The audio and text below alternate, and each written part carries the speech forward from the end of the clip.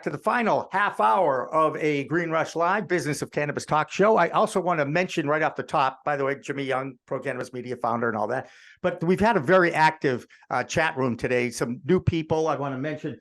Well, maybe not new people, but Lee's making some great comments in there. Penny is making some great comments. And always, I know Dr. Libby Lalone was in there as well. So we do encourage the chat room. And one day, I promise, we'll actually have a human being looking at the chat room and chatting with those that are in the chat room, as opposed to me trying to read font that is about the size of a 6 on your font scale, just in case, because I can't see it. And my guests are across the hall from 15 feet away from me in a little Zoom screen. So I'm doing the best I can. But Andrew Behringer from the DC and Maryland area is with us, as well as Marianne Cursetjee from Oregon. So we are truly going coast to coast here. Both of these people, correspondents with us on our regularly scheduled We Talk News show that follows this program.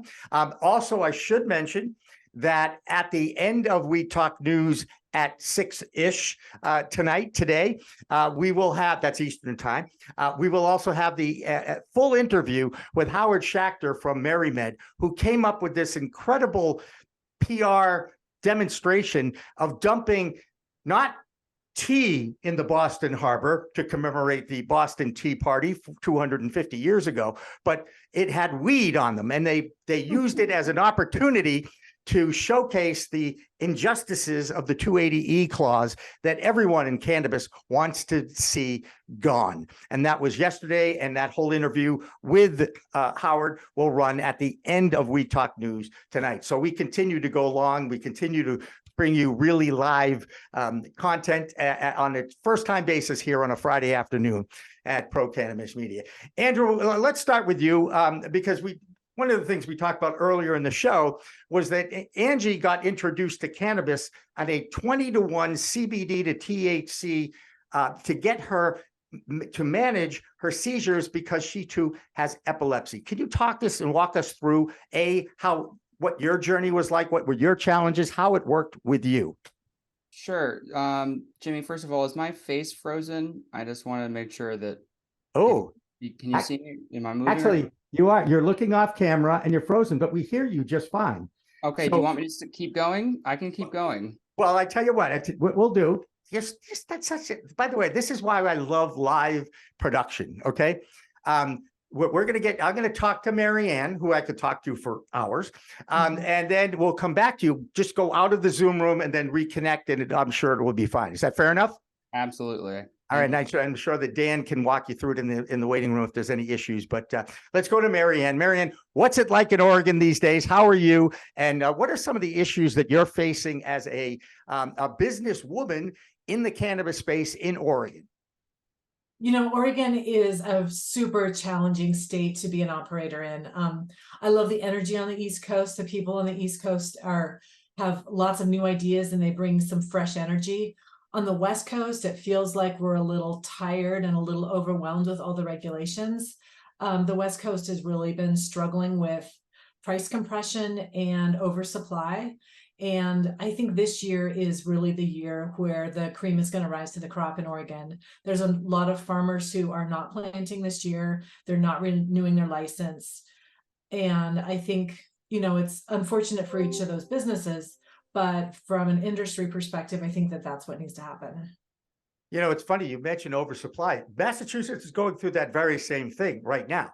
And it's like there truly is a rush to get into the industry and be one of the first ones in, but nobody's controlling the marketplace and no one's looking at the ebb and flow. Is there enough education out there to enlighten enough people to actually build the market? Because they're still struggling with just educating the 50+ market, which continues to be the fastest growing demographic group in cannabis. And it's all about education. And because they being an industry, cannot share their educational enlightening anecdotal stories with the major public because they can't tell those stories on traditional television and radio, the mass media, if you will.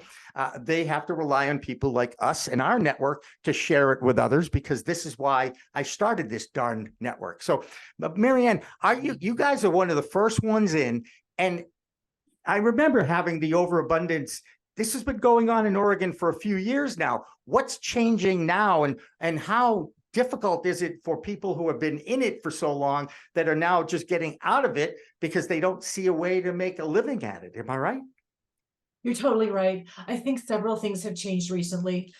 First of all, the latest economic reports from the cannabis economist, Bo Whitney, shows that about 25% of companies are profitable. And you can only float it for so long before you realize that it's not a going concern. And I think that there's a number of businesses who are just like, they don't see a way out. So that's one factor. The other factor is that a lot of people got into it with irrational exuberance and thinking that that federal legality would happen soon and the walls would come down and we would be able to get export.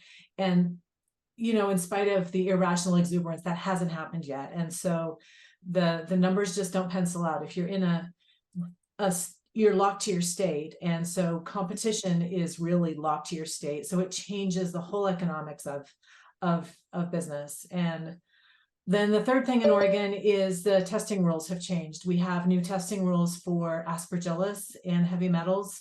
The heavy metals, of course, makes sense because nobody wants, I'm a medical patient too, and I don't want to put heavy metals in my body, but the aspergillus rules don't really make a whole lot of sense and are causing a lot of failures where people don't deserve to fail and the test shouldn't be there. So people are not planting out of fear. It truly is a lesson in economics: supply, demand, regulation, compliance. There's science. There's so many elements to this industry. People just think people are just, oh, if you smoke weed, the stigma is still, we deal with it almost on a daily basis, right? Mm-hmm. Andrew Behringer is back with us, so I want to bring him into the conversation here again. And Andrew, when we were last talking, I was asking you about your story. Can you tell us your story again, please? Uh-oh, is he frozen again, Dan? Looks like it, right? Oh, I hate technology. Marianne, don't you hate technology? Right? You gotta hate it. It was working fine during the break, and then as soon as we go live, we lose him again. Let's see. Oh, wait, I see movement. I think he's there. Hey, there we go. All right. Sorry, it's like the one time you really need the Zoom. It's like, hey, we're gonna need a couple updates to install, and then it's still not gonna work. So here I am on my phone. So all right, that's all right. Your phone works, and we appreciate your effort and your dedication to the cause. Tell us a little bit about your personal story with the plant and how you got into this business as a lobbyist and an activist in the DC, Maryland area. Happy to. Well, I grew up in the Virgin Islands, and when I was 8 years old, I found out I had epilepsy with my first seizure. And it was controlled by medicine, but it wasn't until later in life, around high school, that I found the true medicinal purposes and benefits of cannabis and what it has to offer, which then brought me full circle to advocating very, very hard for not only the plant, but the people of the plant. Because this industry is never been done before. There's a lot of work to do, and there's even a whole bunch more money behind it being pushed to other lobbyists that are pushing for private interests that aren't for the betterment of the people and the true structure that needs to be done in this industry now more than ever, but before it gets federal. Right. And it's tough to balance the business side of things and the social medicinal impact of this plant too, right? Oh, it's I think the cannabis space is probably the most cutthroat, ruthless, toughest industry space out of any sector ever created. I may be a little biased, but it's like the Wild West. A lot of people in this space know when you say, yeah, cannabis space like the Wild West, it makes sense because it's pretty crazy. laws and other things are changed every day. So But money is at the root of all evil, isn't it, Andrew? And everybody sees it as a cash grab. And I'm including all of our lawmakers, all of our state representatives, all of our investors and entrepreneurs, and everybody is just trying to make as much bucks as possible. But before they even get to the point where it's like, can we make a living in this industry? And educate enough people so that the market will grow. Because right now, Marianne mentioned Bo Whitney's article this week on 24% of cannabis companies are profitable. That means that 75%, the majority, are not profitable. And of course, 280E is an issue there. Cash only economy is an issue there. How are we ever, do you see the government, which has been moving at I don't even know if I can say snail pace, because I think that actually would be faster. Okay. I think actually a snail would move faster, right? I think so. Are we ever going to get to the point to break that log jam of government that's going on now in DC? So that's a great question, by the way. And of course, as with anything in the cannabis space, it's not a single answer. It's a layered response. And so, especially for people who are on the West Coast, like in Oregon, who have experienced the cannabis industry at a different snail's pace, compared to people who are recently inducted into the cannabis industry, as in Maryland, where their adult use was just enacted July 1st. There is a huge difference of adaptability, learning. It's a learning curve. Will the federal government ever get there? Yes. I think we've passed the point of no return. It's not a question of if, it's when. Yeah. And so now the most important part for the people is how.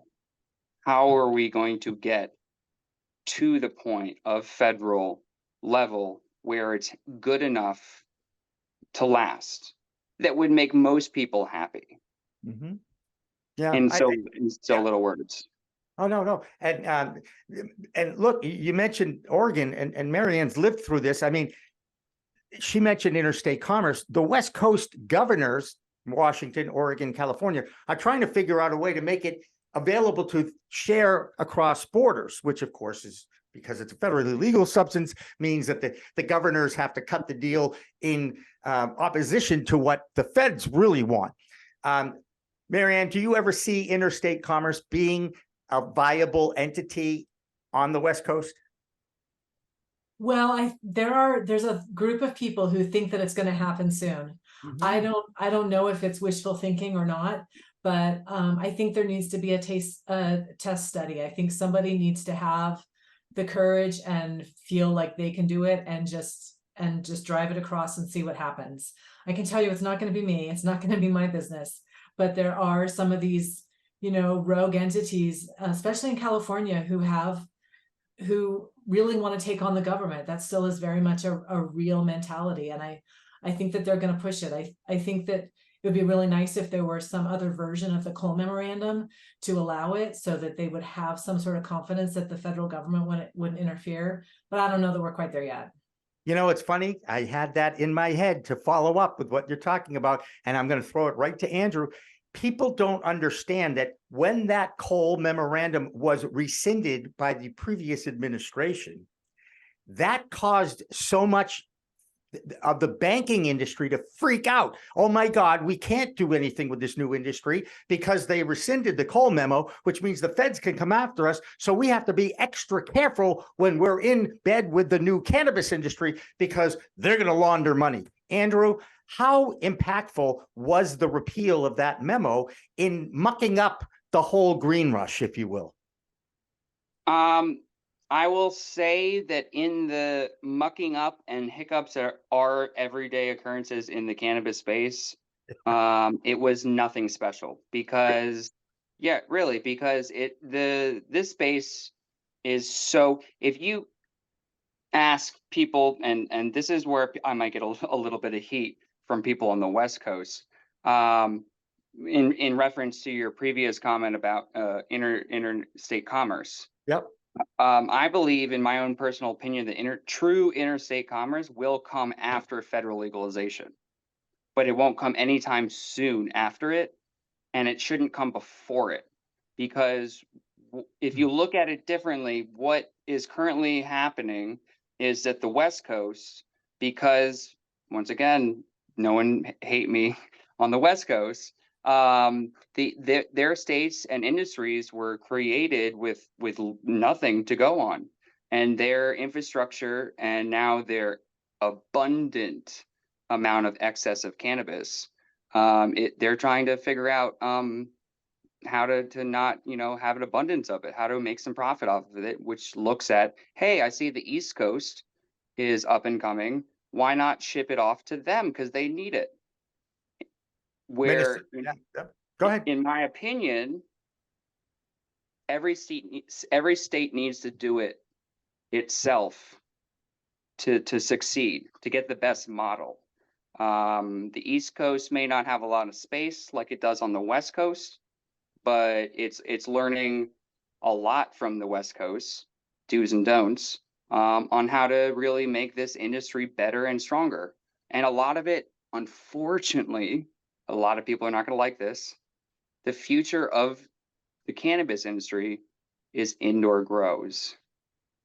We were just talking about that, actually. Now, I get, by the way, that there's no official legal interstate commerce, but everyone on this call knows that there is interstate commerce going on in the cannabis industry. It's called white labeling, and the licensing of concentrates and edibles and other entities that have a THC base or even a Delta-8 base are being shared across state lines and then grown in the state, manufactured in the state with a new white label, and it's being used. I got approached again this week by another company in the Midwest that's looking to white label their recipe with Massachusetts, Maine, or people like that. And I think it's pretty amazing that they're still not allowing flower to go across state lines, even though we all know that the legacy market is doing this on a regular basis. The legal industry is being done on a above board basis because they're not transporting the finished product. They're transporting the intellectual property that makes up that edible or concentrate or whatever. So, which, Jimmy, right? By the way, it's still illegal. Hang on a second, but it's being done, Andrew. I know.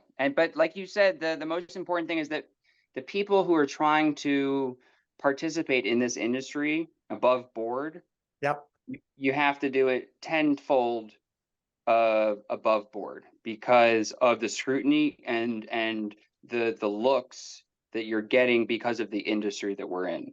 Yeah. Which makes it 10 times harder. Yep. And yet they're doing it though, right? Yeah. Yeah. Okay. And Marianne, are you doing anything like that? You've got, your own little company there. I mean, tell me, is it all, walk me through how you are able to sustain a business in this space in Oregon? It's tough. We've had to focus on cash flow. And I think that every company who wants to survive for the long term has to figure out how they can be positive cash flow. Otherwise you will not survive. You mentioned 280E briefly, so you can't underestimate the impact that 280E has on the business. But, in talking about interstate commerce, it's interesting to think about what that's going to look like. And I would be curious to hear Andrew's thoughts on that, because in my mind, there's some pretty big roadblocks that the industry needs to get their heads wrapped around before we're even ready.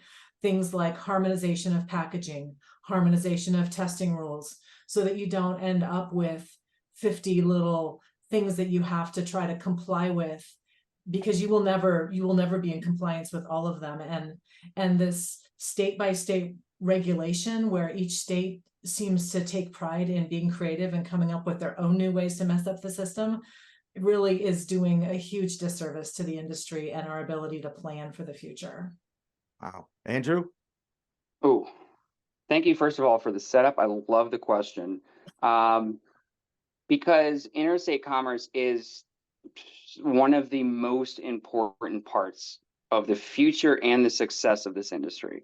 And exactly what you just touched upon, which is a driving force of like really propelling it in states, clean access, clean regulations, testing, standards, packaging. I mean, all of that stuff is so important. And you're right, it needs to be standardized at the federal level, which unfortunately won't come until it's federally legal. And you know, in my opinion, this point that we are at, this inflection point, is the most important for the states, because it is our time to really get the remember, because I'm on the policy and the legislation, the law side, which not a lot of people like, especially in the cannabis space. But it's the most important, especially right now, because trying to get a law changed at the federal level, don't even get me started.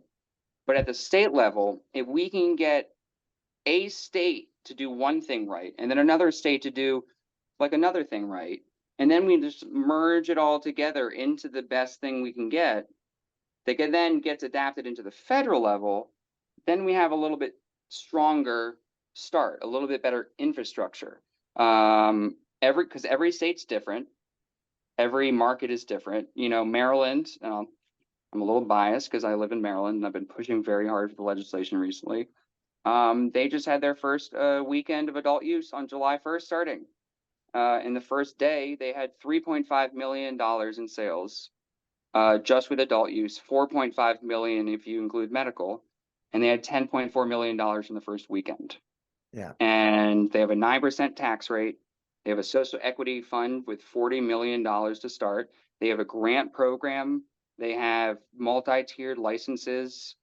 They're off to a good start on paper. Right. They have a lot of their dispensaries. So they had 103 dispensaries. 93 of them converted to dual license. So you're not hindering the access for medical patients like myself. Yep. And you're also giving them priority with special lines, offers, et cetera, like that. So there's a lot of, you know, there's, as I say, there's no policy is perfect, but there's a lot of good and there's a lot of bad with everything. Right.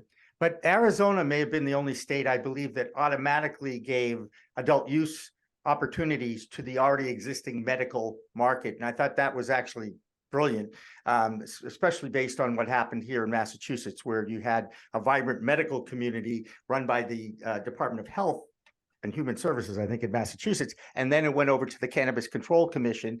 And there are still some laws that are left over, like, for instance, requiring medicinal dispensaries to be vertically integrated. Whew. Yeah, exactly. And then blocking them from an adult use license because they need to reapply and they need to do background checks on the same people that they did background checks for on the medical side. I mean, they're doing everything they possibly can to make it as difficult as possible for the industry to start. Now they've started it. Now they've overexpanded it. Now they have an overabundance of product, and the industry in Massachusetts, I think, is in trouble. Certainly the most challenging since the most challenging time of it. I personally liked having different laws and different rules and different policies in different states, because, as you know, we do a weekly We Talk news show with different correspondents in each state, and it lends itself for talk. Yes, I know. By the way, Maryland, 21 million in the first week, right? I mean, that was the number that was just, is that accurate, by the way? Because I found out that the Massachusetts number was not accurate. I'll have to double check, but yeah, that sounds about right. I mean, they projected over 275 million in the first year. Right. In sales. And again, selling it is not going to be difficult once it gets out there. It's the education and the enlightenment of the naysayers and the 50+ market, which is the fastest growing market, because those people need the medicinal aspects of this plant more than perhaps those 21 to 34-year-olds who don't believe their parents, who used to say and still say, if you have your health, you have everything. I used to laugh at my parents when they said that, right? Because I was out there, I was like, I feel great. You could be out playing, 3 different sports at the same time. Anyway, look, we're not going to cure everything that's wrong or challenging in the industry now. Minnesota, another newbie in the state, in the Good market. job, Minnesota. What'd Good you say? job. I said, good job, Minnesota. Right. And what made it a good job? Because they didn't allow individual towns and cities to opt out of the option. They didn't give them the NIMBY excuse, the not in my backyard excuse. Yeah, I voted for it, but I don't want it across the street from me. That was brilliant. I love the fact that they did that in Minnesota. Can Jimmy, every state do that? They can. They have to vote it in the legislation in the session at the state level. But I Right. couldn't agree with you more. And this is what I tell people wherever I go. First of all, voting is your God-given American right, and you Right. need to exercise it. And especially then run for local office, county Yep. commissioner, city council, because in the future and unrolling of the cannabis space in your state, that's going to have the most amount of power, just like you said. Right. And in fact, in the town that I moved from recently, they have a medical dispensary, but will not allow them to go to the adult use side. And at some point, well, I'm not in that city or town anymore, but I really would have loved to have gone and had an opportunity to voice my opinion about the idiocy of that particular policy. First of all, I think every medical dispensary should have the opportunity to have an adult use license automatically. Everything's set up. You've already got the security structure. You've got the testing structure. You've got the retail structure. You've got it all. You've got the tracking of the seed to sale. All of those tools are already in place with the medicinal medical communities. And is it 41 states? That's what we were trying to figure out. 41 states have now decriminalized it and have some kind of a medical program. Is that the number? 30, or no, wait, Minnesota just passed medical, right? So they're 39, I think. Yeah, I think it was 38, 39, or 40 or 41. It's in that range, but yeah, it's close. But we all know that it's 23 adult use states, which now lends itself to the fact that half of our country has access, adults over 21 have access to legal cannabis sales and possession. Over half now of the population. Wait, Jimmy, wouldn't it be great once we get adult use in over half? That will be amazing. We're so close. 2 states, and then half of America will have legal cannabis. But you still have, right, 2 more states will get you to 25, which is half of 50. I understand the math there, okay? But the population in the 23 states is more than 50% of the adults Yes. in America. So that's where I went to that stat. Hey, look, this is great, by the way. Andrew, great talking with you. Marianne, always a pleasure to talk with you. In fact, I'd like to talk with you more. Okay, but I know how busy you are too. And Andrew, you've just been a great addition to the staff here. So love the fact that you're in the trenches in that area, which I know is not an easy thing to do. But anytime I can help either one of you in whatever capacity we can, I am certainly willing to do it, including giving you a full half hour. Whatever you think we can do to help you, we're willing to do and certainly talk about. So again, thank you for joining us here today. Thanks so much, Jimmy. Have a great Yep. afternoon, great weekend, both of you. Thanks, Andrew. You bet, Andrew. Great to see you too. It was a pleasure meeting you, Jimmy. Always a pleasure. And it's for the people. So we got to do what we got to do, right? That's right. And most importantly, We Talk News follows this really live broadcast of our regularly scheduled Green Rush Live Business of Cannabis talk show. So for Dan French and everybody on the Pro Cannabis Media team, I thank you for watching. Remember, it's a whole new world of weed out there. Use it responsibly and stay tuned for Weed Talk News. Don't go away.